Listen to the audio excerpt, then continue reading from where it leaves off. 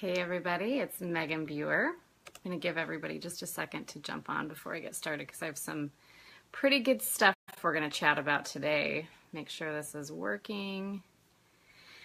We are talking about mystery health symptoms and anxiety and how those two are interrelated, and I'm hoping to give you guys some really great insight because I have so many clients and community members and people that are struggling with anxiety. It seems like everybody is struggling with anxiety. So if you are, I want you to like this video. I want you to comment. I want you to share it. Let's get the word out because so many people, and especially women, are struggling with mystery health symptoms, but also anxiety, and I think we have a really hard time differentiating between the two. So I'm going to just start out by telling you just a teeny bit of my story. My story is in lots of other places that you can go see that, but long story short, I spent so many years struggling with my health and so many years chasing an answer to these weird things that would come up that nobody could explain. So my symptoms, I was anxious, but I didn't think that was the problem. I thought I was anxious because there was something wrong with me. I was sick and that was just another symptom. But I would get really dizzy and lightheaded. I would just be, I'd get headaches all the time. I would get, like, my heart would be pounding and I would think I'd have something wrong with my heart. I'd be, one time I could come up the stairs and I would be fine. And then the next time I came up the stairs, my heart would feel like it was pounding out of my chest. And I was like, oh my gosh, I'm having a heart attack. I'm going to die. If you resonate with any of this, please like and share it because I would love to know if this is resonating with you. So I just had all these random things, sometimes my hands would go tingly and I wouldn't know why.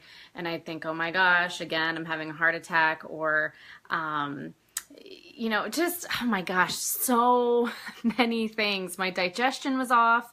And it was like there was something going on. Like, it wasn't just in my head. There was physical things happening.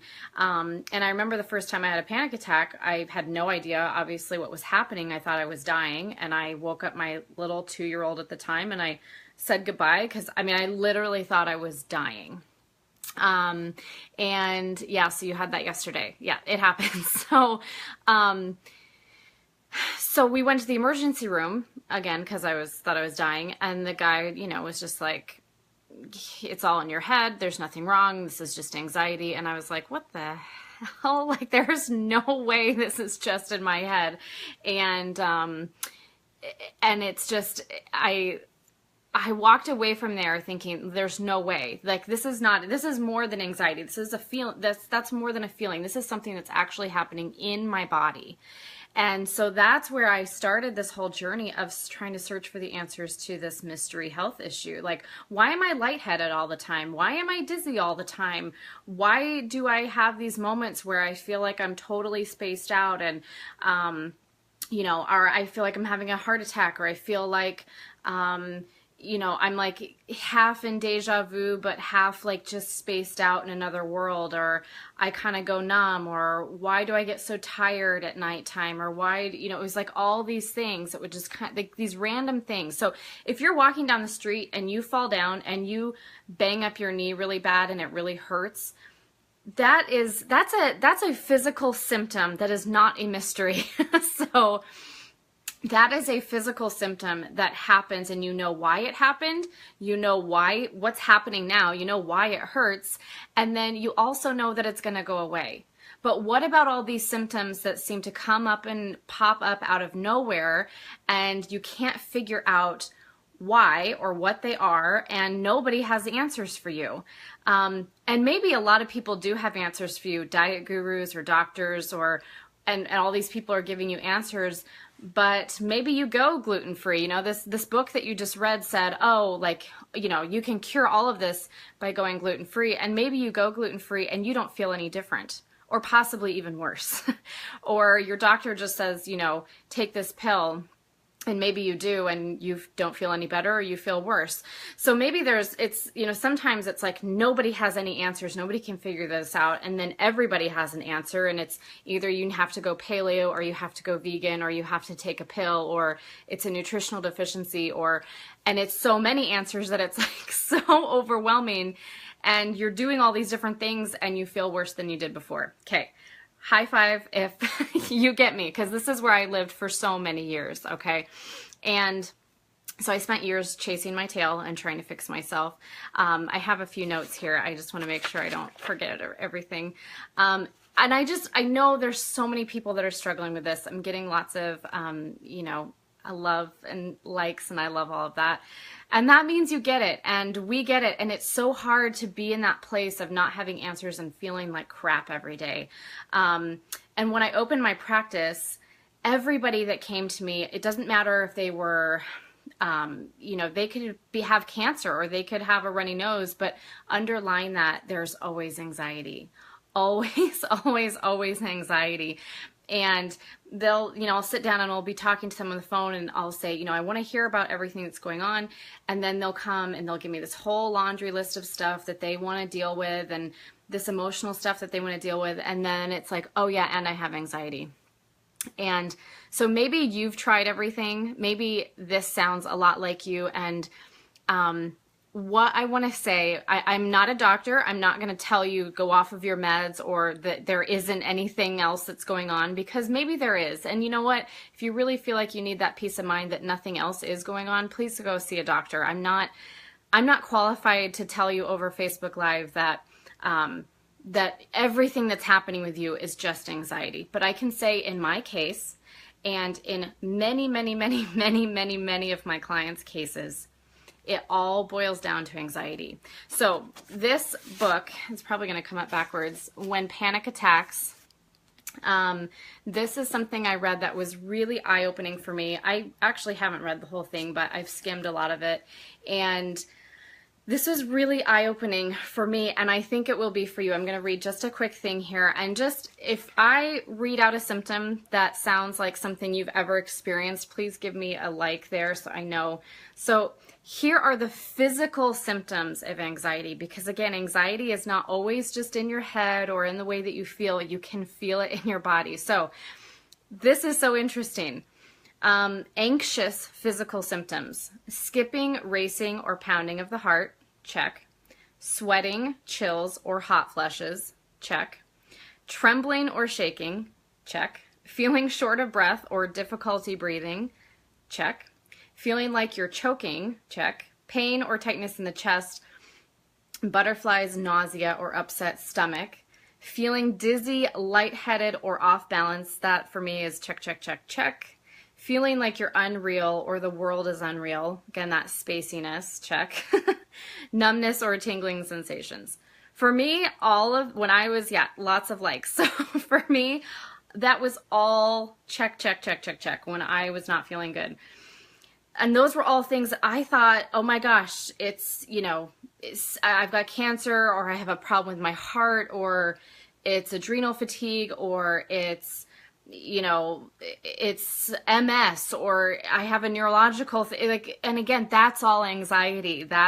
And because nobody ever talks about the actual physical symptoms of anxiety. We just talk about anxiety and we think, oh, you're scared of something. But no, it's something that occurs in the body as well. So I thought that was so interesting. And there was another page in here that let's see.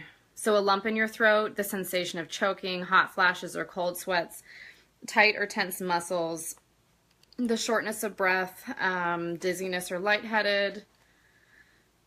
All right, nausea, butterflies in your stomach, or the feeling that you're about to lose control of your bowels. So some of that is panic attack and some of that is anxiety. The panic attack is more the acute, when you feel like I'm going to die right now. I'm about to pass out. I'm about to go crazy. Has anybody ever had that thought like, oh my gosh, I'm just about to lose it. I'm going to go crazy. Check. It's all anxiety. That's all it is. So yeah, the lightheadedness, balance, spacey, it's 24/7 for you for years. Yes. Ditto. I had that lightheadedness, that spaciness, all of that stuff for a really long time. This is all anxiety, okay?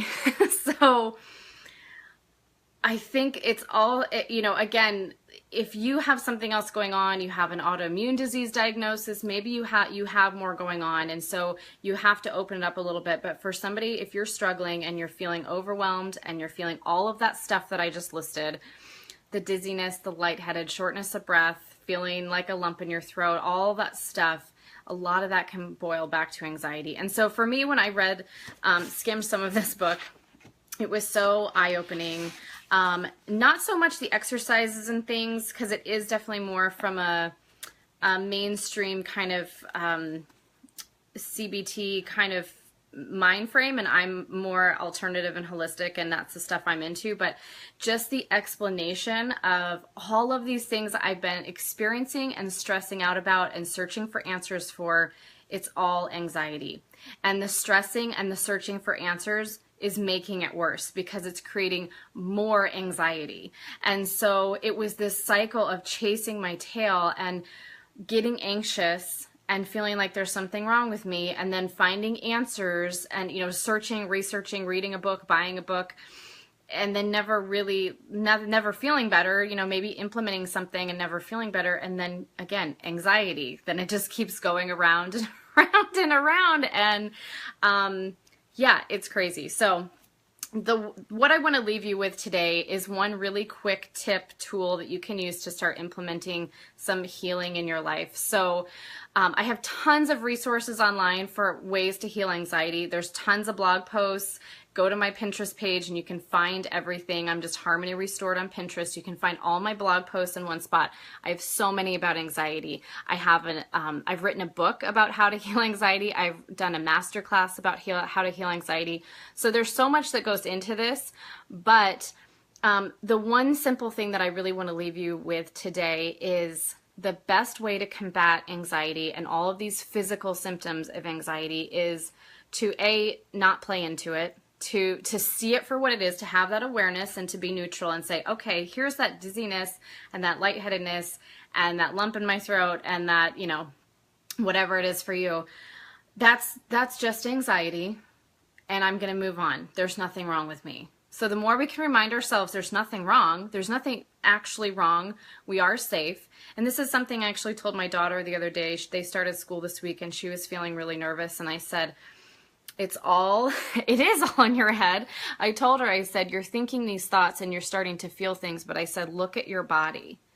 We were actually riding in the car and she was just sitting there, and I said, look at your body. Does your body look like it's in danger?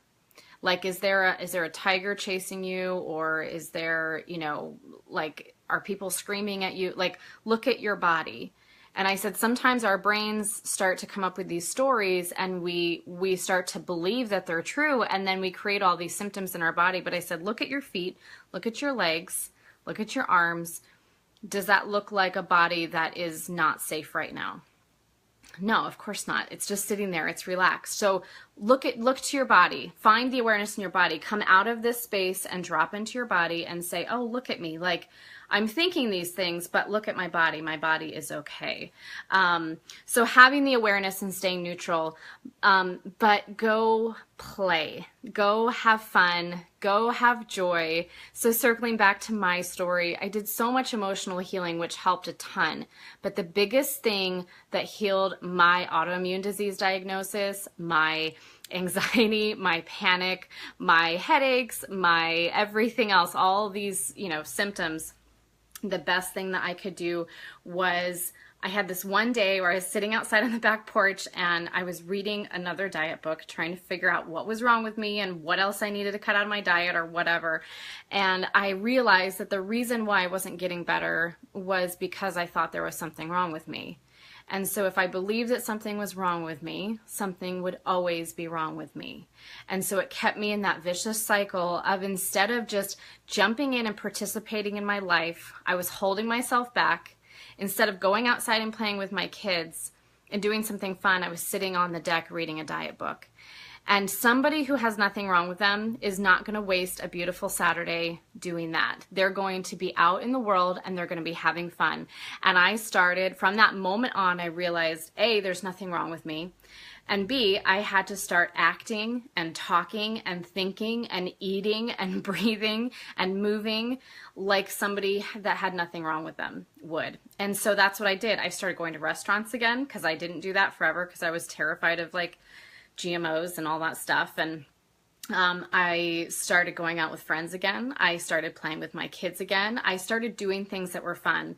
And if you can't think of anything that's fun, that's okay. Start experimenting. Just pick something up. Start drawing. Get some paper and pens out and draw a picture.